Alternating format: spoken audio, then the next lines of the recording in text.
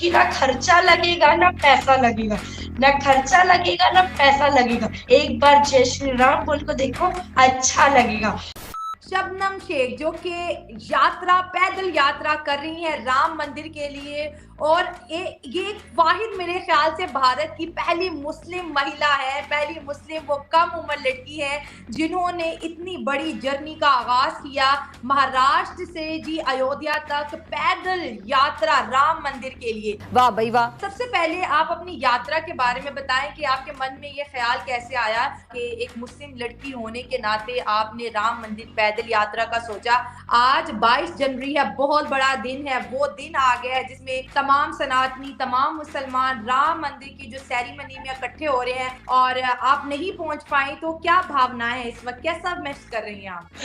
भाई सभी लोगों को राम राम, जय श्री राम। देखिए सबसे पहले तो मैं एक मुसलमान नहीं, भारतीय सनातनी मुसलमान, और शायद कि मैं सच्ची बोल रही हूँ कि राम जी से जो प्यार है, लगाव है, वो अभी से नहीं है, बचपन से है। मैं एक ऐसी जगह पर पली बड़ी हूँ, पैदा हुई हूँ, वो पूरा हिंदू मेजोरिटी इलाका है, वहाँ का प्रभाव मुझ पर बचपन से पड़ा हुआ है। मैंने गणेश चतुर्थी मनाया है, दिवाली मनाया है, होली मनाया है, और नवरात्रि मनाया है, बहुत सारी चीजें मैंने की है अपने लाइफ में।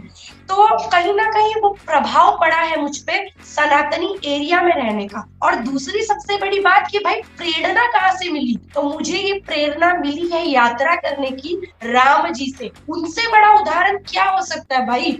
देखिए मैं महाराष्ट्र से निकली हूँ उत्तर प्रदेश की ओर, जहाँ पर अयोध्या है। मेरे यहाँ से 1450 किलोमीटर है, और एक आश्चर्यचकित की बात बता दूं, दुनिया में ऐसा कोई भी नहीं है पूरे विश्व में कि राम जी जैसा किसी ने तपस्या किया होगा। उन्होंने 14 साल वनवास में काटा है, और मैं सिर्फ 1400 किलोमीटर चल रही हूँ। आज मेरा कुछ 32 डेज है, 32 डेज है मैं घर से बाहर हूँ, राम जी की यात्रा के लिए निकली हुई हूँ। और आप सोचो कि उस टाइम पे तो कोई फैसिलिटी नहीं थी, कुछ नहीं था। राम जी इतने ठंड में, बारिश में, गर्मी में, हर मौसम में वो वनवास को काटते रहे, उनसे प्रेरणा मिली है। इसलिए 1400 किलोमीटर दूर में आई हूँ, ठंड का असर नहीं है, पैर में छाले पड़ गए, ठंड इतनी है, लेकिन ये जो झंडा दिख रहा है आपको राम जी का, दिख रहा है, यह हौसला बढ़ाता है मेरा। राम नाम करते हुए मैं निकलती हूँ। जबरदस्त। शबनम, सारे इकट्ठे हो रहे हैं, और जैसे कि आपने अपनी यात्रा के आगाज में कह दिया था कि जरूरी नहीं है कि मैं 22 जनवरी को पहुंचूं, मैं जब भी पहुंचूं मेरे लिए वही दिन बड़ा खास होगा। तो आज बहुत ज्यादा आपको लोग मिस कर रहे हैं कि 22 जनवरी है लेकिन शबनम नहीं पहुंच पाई, तो क्या पैगाम देंगी? शायला मैं क्या बोलूं, मुझे इतना दुख है कि मैं नहीं पहुंच, इसका रीजन है मैं 22 जनवरी को क्यों नहीं पहुंच पा रही हूँ। जो हमारा हिंदुस्तान है ना, हिंदुस्तान के जितने भी हिंदू भाई बहन है वो सड़कों पे निकल रहे हैं, जहां पर उनके घरों से मैं गुजर रही हूँ, हाईवे टू हाईवे जा रही हूँ, लोग स्वागत कर रहे हैं, मेरा सत्कार कर रहे हैं। और हिंदू धर्म में बता रही हूँ, सनातनी भाइयों का इतना ज्यादा प्यार मिल रहा है, वो मेरे पैर छूते हैं, मेरे आशीर्वाद लेते हैं।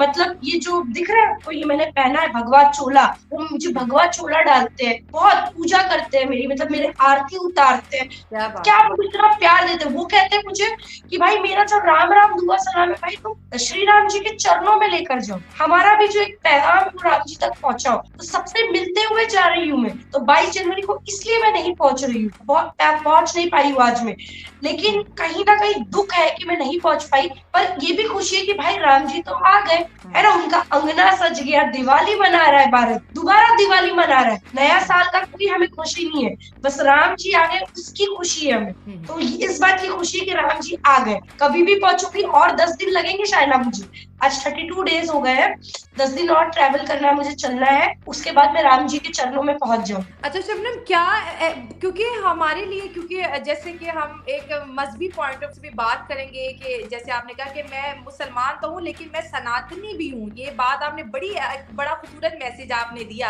यहाँ पर। तो मुस्लिम कम्युनिटी की जानिब से आपको किस तरह के मैसेज, आपका परिवार है, फैमिली है, ननियाल भी होगा, ददियाल भी होगा, किस तरह के मैसेजेस आ रहे हैं? आपका जो गुजर है वो ज़्यादा मुस्लिम कम्युनिटी से भी होता होगा, हिंदू कम्युनिटी तो बहुत प्यार कर रही है, बहुत सम्मान, बहुत प्यार, मुसलमानों का क्या रिएक्शन आ रहा है, जरा उसके बारे में भी ऑडियंस को बताएं।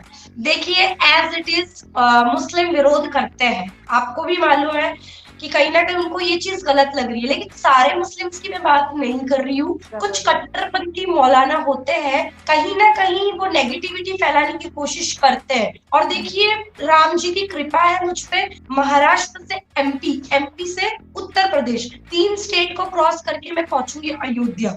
तो मुझे प्रशासन की भी मदद, जो बीजेपी सरकार है, कहीं ना कहीं तीनों स्टेट में बीजेपी की सरकार है और उन्होंने बहुत सहायता की। क्यों?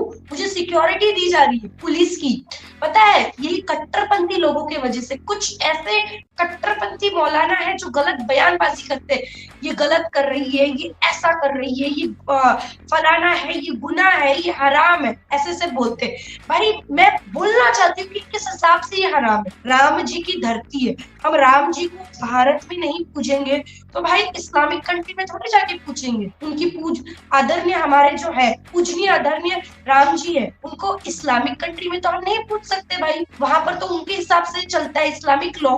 लेकिन हमारा जो भारत देश है, ये एक संविधान से चलता है। शैला, मैं एक बात बता दूं, ये जो कट्टरपंथी मौलाना है, ये डबल फेस के, ये हमेशा हर चीज में बोलते हैं कि भाई भारत देश संविधान से चलता है, संविधान से चलता है, लेकिन उसी संविधान ने अधिकार दिया है हम हर एक भारतीय को कि हम अपने मर्जी से जो चाहे कर सकते हैं।